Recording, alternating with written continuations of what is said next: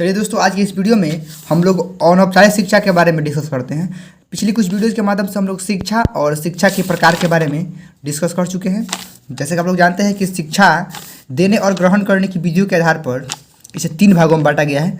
पहला है औपचारिक शिक्षा, दूसरा अनौपचारिक शिक्षा और तीसरा है गैर औपचारिक शिक्षा। तो दोस्तों, पिछली वीडियो में हम लोग औपचारिक शिक्षा क्या है और इसकी क्या क्या विशेषताएँ हैं इनके बारे में सीख चुके हैं। आज के इस वीडियो में हम लोग अनौपचारिक शिक्षा की विशेषताओं और अनौपचारिक शिक्षा क्या है इसके बारे में सीखेंगे। दोस्तों, बन रही इस वीडियो में देखिए, आप जानते हैं कि औपचारिक शिक्षा वह होती है जो एकदम नियमित तरीके से, मतलब कि योजनाबद्ध तरीके से प्रदान की जाने वाली शिक्षा औपचारिक शिक्षा है। और उसके ठीक विपरीत है अनौपचारिक शिक्षा, मतलब कि जिसमें किसी प्रकार की योजना का ख्याल नहीं रखा गया है। मतलब कि कोई भी व्यक्ति कहीं से भी किसी से कुछ भी सीख सकता है। बस यही जो शिक्षा है वही अनौपचारिक शिक्षा है, मतलब कि इनफॉर्मल एजुकेशन है। चलिए इसके ऑफिशियल डिफरेंस पर चलते हैं हम लोग। लिखा है कि अनौपचारिक शिक्षा जीवन पर्यंत चलती रहती है, मतलब कि यह जीवन भर चलती रहती है। जो औपचारिक शिक्षा है वह क्या होती है, नियमित तौर तरीके से और कुछ निश्चित समय के लिए होती है। जैसे कि हम लोग डीएलएड स्टडी कर रहे हैं, यह निश्चित तौर तरीके से है, मात्र 2 साल का ही कोर्स है, 2 साल बाद ही हम लोग नहीं ग्रहण करेंगे, तो वह औपचारिक शिक्षा के कैटेगरी में आता है। लेकिन अनौपचारिक शिक्षा वह है जो आप जीवन में कहीं भी किसी से कुछ भी सीख सकते हैं। बस वही है कि जो अनौपचारिक शिक्षा है वह जीवन पर्यंत चलती रहती है। इससे अनियमित, मतलब कि कोई इसका रेगुलरिटी नहीं है। आकस्मिक मतलब होता है अचानक, और अविधिक मतलब विधि के अनुसार नहीं शिक्षा भी कहा जाता है। इसे अनियमित, आकस्मिक और अविधिक शिक्षा भी कहा जाता है। अनौपचारिक शिक्षा वह होती है जो आकस्मिक और स्वाभाविक रूप से प्राप्त होती है। ठीक है, इस शिक्षा में कुछ भी पूर्व नियोजित नहीं रहता है, मतलब कि पहले से कोई भी इसमें नियोजन नहीं रहता है। आगे है, बालक इसे परिवार के सदस्यों, मतलब कि जो छोटा सा बालक होता है वो अपने सदस्यों से सीख सकता है। आसपास के परिवेश, खेल के मैदान, पार्क आदि सार्वजनिक स्थान पर उठते बैठते, खेलते कूदते, बातचीत करते करके भी प्राप्त कर सकता है। अब देखिए, बातचीत करता है, उठता बैठता है, खेलता कूदता है। सबसे बड़ी बात है कि जो बालक होता है वो अपने घर से, अपने दादा दादी के बोलचाल की भाषा से पापा, चाचा, मामा ये सब कहना सीखता है। तो वह अनौपचारिक शिक्षा का उदाहरण है। उसके लिए किसी प्रकार के स्कूल की व्यवस्था नहीं की गई थी, कोई शिक्षक नहीं था, कोई समय अवधि नहीं थी। जब चाहे, जहाँ चाहे, जिससे चाहे वो सीख सकता था। तो बस यही जो शिक्षा है अनौपचारिक शिक्षा का उदाहरण है। दोस्तों, एक बात है, भाषा, सभ्यता, आचरण एवं संस्कृति का ज्ञान अनौपचारिक शिक्षा का उदाहरण। बिल्कुल बात सही है। जो छोटा सा बच्चा होता है वह अपने दादा दादी, माता पिता, भाई बहन से भाषा, सभ्यता, आचरण इत्यादि बातों को सीखता है। तो उसके लिए किसी प्रकार के शिक्षक को नियोजित करने की कोई आवश्यकता नहीं होती है, नहीं क्लासरूम की आवश्यकता होती है। तो वह कैसे सीखा, अपने आसपास के परिवेश से सीखा, मतलब अनौपचारिक ढंग से सीखा। बस यही शिक्षा अनौपचारिक शिक्षा है। तो हमें उम्मीद है कि आप इस कॉन्सेप्ट को समझ चुके होंगे, और वीडियो को पॉज करके आप इसे चाहेंगे तो नोट डाउन भी कर सकते हैं या स्क्रीनशॉट रख सकते हैं। तो चलिए अब अनौपचारिक शिक्षा के कुछ विशेषताओं के बारे में समझते हैं। अनौपचारिक शिक्षा की विशेषताएं जो है, पहला है कि अनौपचारिक शिक्षा में कुछ भी निश्चित एवं पूर्व निर्धारित नहीं होता है। बात सही है, मतलब कि इसमें कुछ किसी प्रकार का कोई निश्चितता या फिर पहले से कोई योजना नहीं बनाई रहती है। इसीलिए कहा गया कि जो अनौपचारिक शिक्षा है उसमें कुछ भी निश्चित और पूर्व निर्धारित नहीं होता है। आगे है, यह शिक्षा सरल, एकदम आसान होता है, स्वाभाविक और जीवन से संबंधित होता है। बिल्कुल सही बात है। जो कुछ भी आसपास के परिवेश में जो घटनाएं घटित होती हैं उससे ही हम लोग सीखते हैं। तो ये बात करें कि यह शिक्षा सरल, स्वाभाविक और जीवन से संबंधित होती है। आगे है, यह शिक्षा व्यक्ति को कहीं भी किसी से प्राप्त हो सकती है। बात सही है कि जो अनौपचारिक शिक्षा है वह व्यक्ति को कहीं भी किसी से प्राप्त हो सकती है। आगे है, इस शिक्षा में किसी प्रकार के मूल्यांकन की आवश्यकता नहीं होती। बात सही है।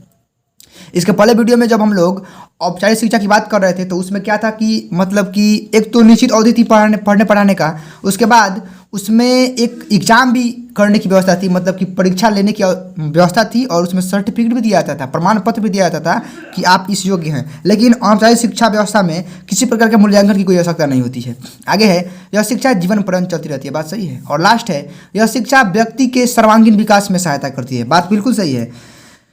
अनौपचारिक शिक्षा को आधार मानकर ही व्यक्ति का सर्वांगीण विकास हो पाता है, क्योंकि आप कितना भी औपचारिक शिक्षा ग्रहण कर ले, जब तक आप शुरुआत में अपने आसपास के परिवेश से, अपने समाज से, अपने माता पिता से, अपने भाई बंधुओं से, अपने दादाजी से अनौपचारिक शिक्षा ग्रहण नहीं करते हैं, तब तक आप जीवन में सक्सेस नहीं हो सकते हैं और आपका सर्वांगीण विकास नहीं हो सकता है। ठीक है दोस्तों, चलिए अब इसका एक अगला लास्ट प्रकार है गैर औपचारिक शिक्षा, उसके बारे में समझ लेते हैं। दोस्तों, इसका तीसरा प्रकार है गैर औपचारिक शिक्षा, जिसे हम लोग नॉन फॉर्मल एजुकेशन बोलते हैं। पहला था औपचारिक, सेकेंड अनौपचारिक और तीसरा गैर औपचारिक। तीनों में काफ़ी अंतर है कि गैर औपचारिक शिक्षा को औपचारिक शिक्षा और अनौपचारिक शिक्षा के बीच का मार्ग कहा जाता है। मतलब कि दोनों के जो बीच से प्राप्त हो वही है। इस शिक्षा में उद्देश्य, पाठ्यक्रम एवं शिक्षण विधियाँ प्रायः निश्चित होती हैं। देखिए, जिस प्रकार औपचारिक शिक्षा में ये सभी निश्चित होते हैं, इसमें भी निश्चित होती है, परंतु वे औपचारिक शिक्षा के समान कठोर नहीं होती हैं। अब देखिए, स्कूल में जो शिक्षा होती है बिल्कुल कठोर होती है, ये करना है तो करना है, लेकिन जो गैर औपचारिक है उसमें कोई प्रतिबद्धता नहीं है कि आपको ये करना ही है। लेकिन इसमें जो पाठ्यक्रम, शिक्षण विधियाँ होती हैं, उद्देश्य होते हैं, सभी निश्चित होते हैं। अब देखिए, इस शिक्षा में नियंत्रण के साथ साथ अनियंत्रण भी होता है। अब स्कूल में जो शिक्षा होता है उसमें शिक्षकों का पूरा नियंत्रण होता है लड़कों पर, लेकिन इसमें ऐसी कोई बात नहीं है। विद्यार्थी कई क्षेत्रों में पूर्ण रूप से नियंत्रित होते हैं तथा कई क्षेत्रों में पूर्ण रूप से अनियंत्रित होते हैं। देखिए दोस्तों, यह शिक्षा बहुत लचीली होती है। इसके उद्देश्य सामान्य शिक्षा का प्रसार और शिक्षण विधियाँ सीखने वालों की आवश्यकताओं को ध्यान में रखकर निश्चित किए जाते हैं। अब देखिए, एक बहुत ही अच्छी बात लिखी गई है यहाँ पर कि यह शिक्षा उन लोगों के लिए भी है जिन्होंने किसी निश्चित समय अवस्था में शिक्षा प्राप्त करना छोड़ दिया था। अब देखिए दोस्तों, किसी कारणवश, गरीबी से या फिर बहुत सारे कारण हो सकते हैं, उस कारणवश से कोई विद्यार्थी कुछ दिनों के बाद मतलब कि अपनी पूरी शिक्षा ग्रहण नहीं कर सका और वह छोड़ दिया, तो वह गैर अनौपचारिक शिक्षा के माध्यम से वह पुनः अपनी शिक्षा को प्राप्त कर सकता है। चाहे देखिए, दूर दराज में जो लोग मतलब कि पहाड़ी एरिया में या फिर दूर दराज के लोग जो क्षेत्र में रहते हैं, जिनके आसपास में शिक्षा उपलब्ध नहीं है, वे भी समय समय पर, सप्ताह में, महीना में, कभी भी कोई निश्चितता नहीं है, लेकिन उनका पाठ्यक्रम निश्चित है। वे वहाँ जाकर आकर अपनी मतलब इस गैर औपचारिक शिक्षा व्यवस्था के तहत अपनी शिक्षा ग्रहण कर सकते हैं। तो बस यही है गैर औपचारिक शिक्षा। गैर औपचारिक शिक्षा की आवश्यकता है, महत्व है दोस्तों। देखिए, अब दोस्तों, गैर औपचारिक शिक्षा की आवश्यकता क्यों पड़ी और इसका क्या महत्व है? कह रहा है कि देश की बढ़ती जनसंख्या को साक्षर बनाने में यह शिक्षा बहुत महत्वपूर्ण है। देखिए, साक्षर और शिक्षित में बहुत अंतर है। साक्षर का मतलब कि जो अक्षर का ज्ञान रखता हो, मतलब कि जो अपना नाम, सिग्नेचर, माता पिता का नाम, गांव, ये सब लिख सके, साक्षर बन सके, जो कुछ पढ़ने लिखने की बातों को समझ जाए, वह साक्षर होता है। तो ये बोल रहा है कि देश की बढ़ती जनसंख्या को साक्षर बनाने में शिक्षा बहुत महत्वपूर्ण है। आगे है, दुर्गम, जटिल और दूरस्थ स्थानों पर रहने वालों के लिए औपचारिक शिक्षा ग्रहण करना संभव नहीं है। बिल्कुल बात सही है। अभी बोले थे हम कि जो दुर्गम है मतलब कि आने जाने की सुविधा नहीं है, जटिल है, और दूरस्थ मतलब कि दूर से दूर स्थानों पर जो रहने वाले व्यक्ति हैं, उनको औपचारिक ढंग से शिक्षा ग्रहण करने का उनके पास कोई ऑप्शन नहीं है। क्योंकि ध्यान दीजिए, दुर्गम, जटिल और दूरस्थ स्थानों पर रहने वाले लोगों के लिए औपचारिक शिक्षा मतलब कि फॉर्मल एजुकेशन, मतलब कहने का है जैसे कि स्कूल में जो नियमित तरीके से शिक्षा देती है, वह ग्रहण करना उनके लिए संभव नहीं है, क्योंकि बार बार दूर स्थानों से आना जाना, बहुत सारा बीच में झंझट पड़ेगा। तो बस उन्हीं के लिए गैर औपचारिक शिक्षा प्रणाली की व्यवस्था की गई, जिसके तहत लोग साक्षर बन सकते हैं, अपनी शिक्षा को थोड़ी बहुत पूरी कर सकते हैं। बस यही प्रक्रिया है गैर औपचारिक शिक्षा। और एक था, गैर औपचारिक शिक्षा ऐसे लोगों व क्षेत्रों में रहने वाले लोगों के लिए बहुत लाभप्रद है। बिल्कुल बात सही है। तो दोस्तों, हमें उम्मीद है कि आज का आपका कॉन्सेप्ट क्लियर हो चुका होगा। कोई भी दिक्कत या समस्या हो जरूर कमेंट कीजिएगा, आपके कमेंट करने के लिए हम जरूर देंगे।